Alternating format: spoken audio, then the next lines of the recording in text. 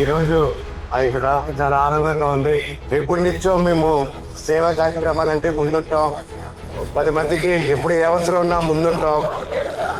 అదంతా ఒక ఆర్గనైజేషన్ కింద ట్రస్ట్ కింద ఫామ్ చేసి మా ఐడియాలజీస్తో ఇలా 10 మందికి సేవ చేయాలని ముందుకు వచ్చే వాళ్ళందరికీ రైట్ ప్యాంప్లెట్ పీపుల్ ప్లాట్ఫామ్ కావాలని చెప్పి ఈరోజు మొదలు పెట్టడం జరిగింది. దాని పేరు లాస్ట్లో నా తమ్ముడు గౌరవనీయులైన మా ఎమ్మెల్యే నవీన్ గారు.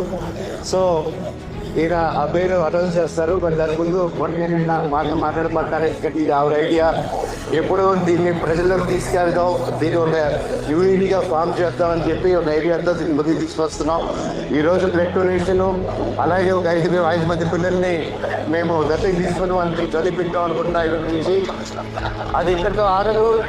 ప్రతి ఏరియాలోనూ, ప్రతి ఊళ్ళోనూ, తెలంగాణలోనూ, ఆంధ్రప్రదేశ్లోనూ, ప్రతి జిల్లాలోనూ, ప్రతి టౌన్లోనూ ఈ కార్యక్రమాలు ఈరోజు నుంచి మొదలు పెడుతున్నాము.